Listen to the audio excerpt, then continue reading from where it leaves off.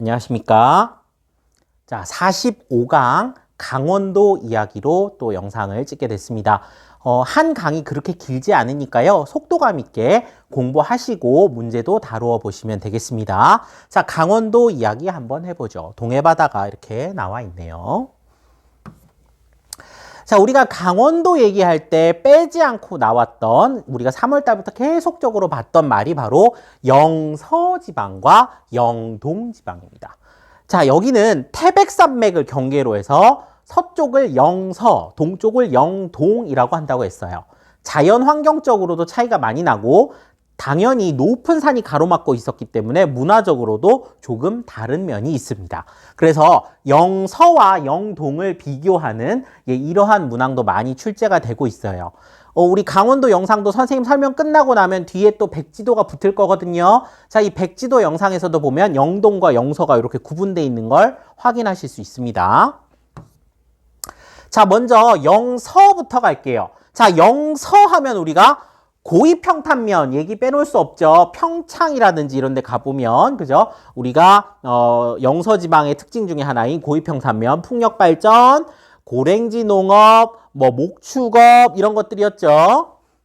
자, 그 다음에 한강유역의 침식분지가 발달한대요. 자, 태백산맥에서 발원한 여러 강들이 황해로 흘러가면서 여러 지류가 모이는 곳에 침식분지가 발달합니다. 맞습니까? 차별 침식에 의한 침식분지, 대표적으로 이 침식분지에 자리 잡은 도시 춘천과 원주예요. 춘천이 가장 큰 그 침식분지의 사례 중에 하나고요. 좀 이거보다 규모는 작지만 아주 잘 나오는 데가 양구 이런 데도 있었어요. 그죠? 그래서 영서 지역에는 이런 침식분지 이런 것도 발달을 한다. 고위평탄면 침식분지 우리 다 1학기 때 배운 거예요. 자, 그 다음에 내륙에 위치하고 있기 때문에 영동지방보다 기온의 연교차가 크다. 이 얘기도 많이 했습니다. 또 여름철에 남서기류가 유입되면서 태백산맥에 이렇게 부딪히잖아요. 그래서 지형성 강수, 지형에 의한 비가 많이 내리고 집중호우도 내려요. 자, 그래서 여기도 우리 기후 배울 때 하나 했으니까 기억을 해주면, 자, 우리 한강 여기는 동시에 하계 강수 집중률이 높다. 요런 말도 했었어요. 그죠? 글씨가 좀 깨지는데 잘 알아보시기 바랍니다. 그래서 다우지이면서 하계 집중 강수 요 얘기도 했다. 기억해 주시면 되겠네요. 많이 봤죠? 이제 배추밭. 그죠? 고위평탄면의 배추밭 요런 것들. 그죠? 이제 평창에 있는 지역이네요. 자, 그다음에 이제 영동으로 갑시다. 영동은 태백산맥 동쪽이잖아요. 자, 태백산맥 동쪽은 굉장히 경사가 급하죠. 태백산맥 서쪽이 완만한 경사인 반면 태백산맥 동쪽은 급한 경사가 지고 바로 바다를 만나게 됩니다. 그래서 태백산맥 동사면은 급경사를 하고 동해안에 따라서는 아주 좁은 평야가 들어서 있어요. 이 좁은 평야에 강릉이라든지 속초라든지 이런 도시가 분포하고 있습니다. 태백산맥의 급경사를 동해안 밑에 바다까지 쭉 이어가기 때문에 수심이 상당히 깊어요. 그리고 급격하게 깊어집니다. 그래서 영서지방보다는 겨울이 온화해요. 자, 이 이유가 두 가지죠. 자, 물의 영향을 받잖아요. 깊은 물이 있으면 온도가 잘 안 떨어진다. 그 다음에 두 번째가 태백산맥을 바람이 넘어서 불기 때문에 팬 현상을 배웠잖아요. 그죠? 바람이 산을 넘으면서 습기를 잃어버리고 따뜻한 바람이 분다고 했어요. 자, 그래서 겨울철이 상당히 온화합니다. 자, 그래서 우리가 항상 얘기 나오는 건, 자, 강릉 같은 데가 중부지방에서는 연교차가 가장 작다. 요런 거 알아두시면 우리 문제 풀 때 도움이 된다고 했습니다. 그리고 겨울철에 북서풍이 주로 불 때는 따뜻한 날씨가 유지되지만 가끔 북동쪽에서 바람이 불어오면 눈이 내리기도 하죠. 그래서 강릉은 역시나 다설지이기도 합니다. 여기 표현들 영동지방 잘 알아두시면 되겠습니다. 자, 그래서 지금 눈이 한참 내렸네요. 속초입니다. 속초 보면 바다와 이 태백산맥이 굉장히 가깝죠. 요 사이에 좁은 평야에 도시가 들어서 있는 거예요. 여기는 바로 바다입니다. 이거 대포항 바다고요. 요 뒤에 있는 이제 설악산, 그리고 눈이 많이 내리고 있는 요런 장면입니다. 자, 그리고 우리가 동해안 하면 빠질 수 없었던 어떤 설명 중에 하나가 바로 석호예요. 그죠? 석호. 자, 요거 우리 해수면 변동하고 관계가 있습니다. 그죠? 해수면 변동하고 관계 있어요. 이제 그 깊게 파졌던 그죠? 골짜기. 빙기 때 이렇게 깊게 파였던 골짜기 사이로 물이 들어오고 그 물 들어온 거를 이렇게 사주가 막은 거죠. 그래서 여기 석호가 발달했다는 거. 그래서 대표적인 석호의 사례로 지금 고성군에 있는 화진포 이런 게 나와 있네요. 그 다음에 요거 데이터로 보는 건데요. 자, 이것도 우리 많이 봤어요. 자, 춘천 보겠습니다. 춘천하고 강릉하고 가장 큰 차이가 일단 연교차가 춘천이 더 크죠. 왜냐하면 강릉은 겨울에 따뜻하기 때문이죠. 자, 연교차 크다는 거 그래프 키 보고 확인할 수 있고요. 자, 하계 강수 집중률 볼까요? 자, 춘천은 여름철에 강수량이 대단히 많습니다. 강릉은 그만큼까지는 아니에요. 이것이 바로 한강 중상류의 지형성 강우 때문이다. 설명드렸고, 자, 겨울철에 눈 볼까요? 자, 겨울철에 1, 2월 눈 보면 강릉이 눈 더 많이 내리죠? 자, 북서풍이 불 때는 따뜻하다가 북동풍이 불면 눈이 내리는 게 영동지방의 특징이라고 했습니다. 그래서 겨울철에는 영서지방은 상당히 건조하지만 영동지방은 눈이 내린다 하는 것도 알아두시면 되겠습니다. 자, 밑에 있는 설명 선생님이 다 말씀드렸습니다. 예, 간단하게 정리하고 넘어가겠습니다. 자, 그 다음에 대관령 얘기를 좀 하자면요. 대관령은 너무 많이 했어요, 우리가. 지형 배울 때, 기후 배울 때 계속 나왔는데, 해발 고도가 높아 연평균 기온이 낮아요. 최한월도 굉장히 시원합니다. 최난월도 되게 굉장히 시원합니다. 이 지역의 고위평탄면에서는 여름에 서늘한 기후를 이용하여 고랭지농업 목축업, 마르고 닳도록 얘기한 거고요. 넘어가겠습니다. 자, 그 다음에 인문환경, 이제 자연환경 배웠으니까 인문환경 넘어가야겠죠. 한강을 따라 경기도와 교류가 활발하기 때문에 점이지대에서는 수도권과 비슷한 방언을 사용한다. 그래서 말이 좀 서울말 같구나, 영서지역은. 그리고 산지가 많아 밭농사 비율이 높고 우리 북한하고 좀 느낌이 비슷해요. 자, 그래서 옥수수, 감자, 메밀. 그래서 뭐 장난삼아 강원도를 감자국이라고 부르기도 하잖아요. 이런 밭작물들을 이용한 음식이 발달했고, 태백산지 주변에 고위평탄면, 또 나옵니다. 막국수, 메밀로 만들죠. 영동 스타일하고 영서 스타일이 좀 다르다고 합니다. 어쨌든 막국수, 비벼 먹는 것도 있고 동치미 국물에 말아 먹는 것도 있고 전부 메밀로 만들고요.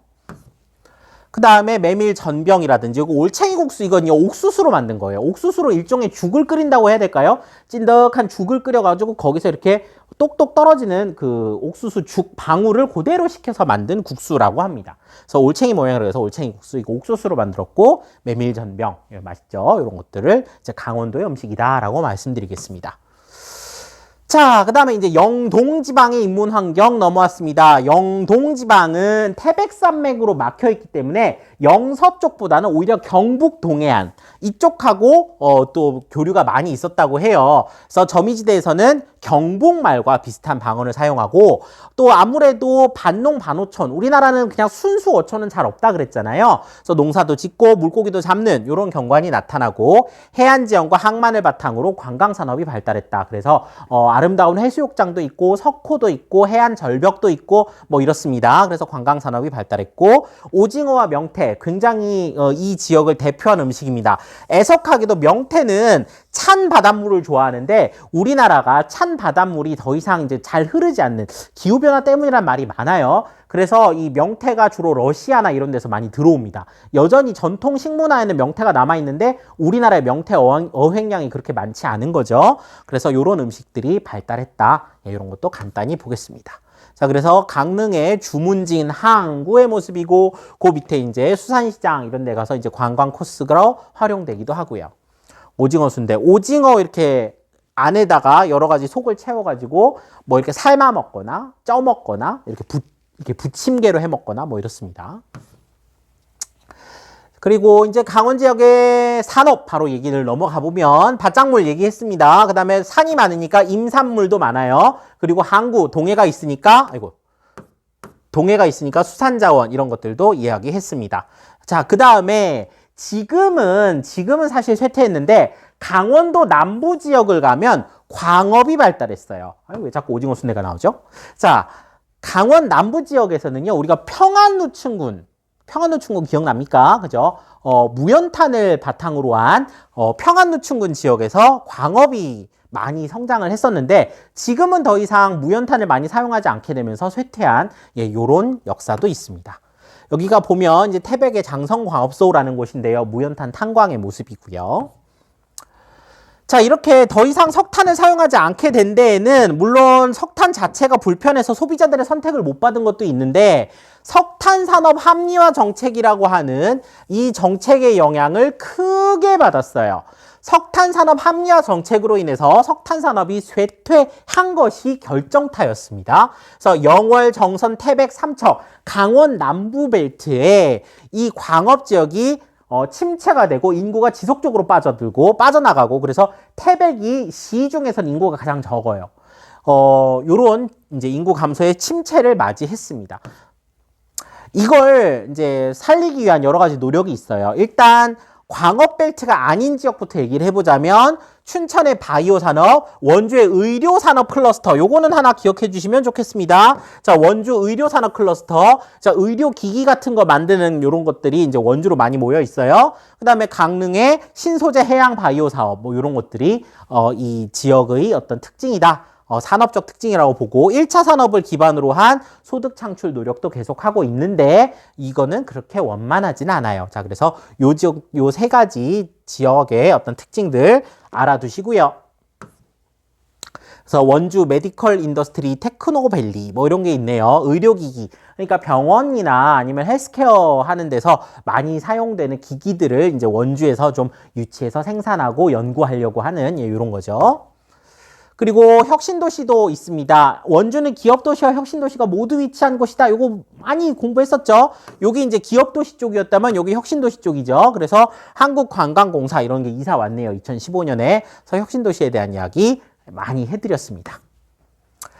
그리고 관광산업을 많이 이제 육성을 해야 되는데 고랭지에 이제 배추밭이나 목장, 그다음에 석회동굴과 같은 카르스트 지형, 강원도 남부 지역에 많이 있죠. 그리고 동해안을 따라 발달한 해수욕장, 이런 천혜의 자연 환경을 이용한 관광업을 육성하려고 하고요. 자, 아까 광업이 발달했던 지역은 이 폐광 지역의 어떤 독특한 경관을 이용한 산업유산을 활용해서 석탄 박물관이나 레일바이크, 석탄을 운반하기 위한 철로가 놓여져 있는데 거기를 이제 자전거식으로 이렇게 타고 가면서 노는 여러 레일바이크 이런 것들이 이제 생겨나기 시작했어요. 물론 광업이 발달했을 때만큼의 그런 긍정적인 경제적 효과가 있는 것은 아니겠지만 그래도 폐광 지역의 산업유산을 활용한 이런 곳들도 있다 알아두시고요. 그 다음에 2018 평창 동계올림픽은 너무나 유명하죠. 이걸 바탕으로 강원도에도 고속철도가 깔렸고요. 숙박시설 같은 것도 늘면서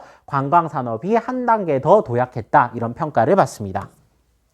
그래서 이게 이제 평창 동계올림픽이 있었던 그죠? 알펜시아 리조트고요. 자, 그 다음에 태백시 얘기를 안 할 수가 없습니다. 태백시는 아까 선생님 말씀드렸다시피 인구가 급격하게 줄어들고 있어요. 인구 지금 4만 명대가 깨지니 많이 3만 명대가 깨지니 많이 이럴 정도로 인구가 급격하게 줄고 있고 그 이유로는 바로 광업의 쇠퇴를 들 수 있어요. 1986년에 광업 인구가 전체 61%였었죠.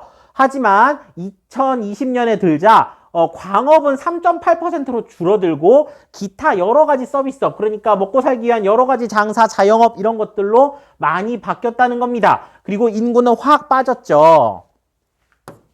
그래서 태백시는 1986년 광업 종사자 비율이 61%로 석탄을 중심으로 한 광업도시였지만 석탄산업 합리화 정책, 한 번 더 석탄산업 합리화 정책이 실시되면서 석탄 생산량이 감소했대요. 그래서 지역 경제가 침체되었고 인구가 급속히 감소했다. 정부 차원에서 석탄 그만 쓰자 우리. 다른 연료로 넘어가자 한 거죠.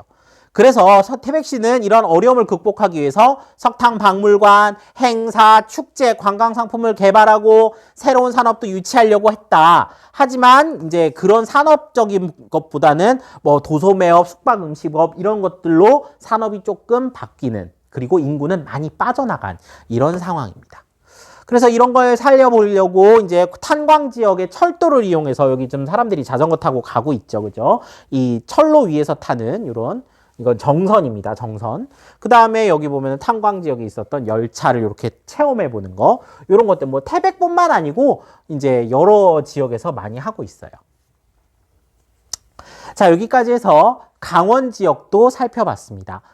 강원 지역은 천혜의 자연 환경을 갖고 있으면서도 동시에 또 불편한 어떤 교통 이런 것들로 어려움이 있었는데 최근 들어 이제 교통의 어려움이 많이 해소되었고 이를 통해서 관광업이 발달하고 있어요. 한편 경기 남부 지역의 무연탄 생산지대에서는 광업이 많이 쇠퇴하면서 다른 대체적인 산업을 찾으려고 노력하고 있는 중이다.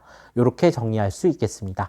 자, 강원 지역도 역시 뒤에 백지도 학습까지 붙어 있으니까 마저 잘 보시고 정리하시기 바랍니다. 강원도 여기까지 하겠습니다. 고생하셨습니다.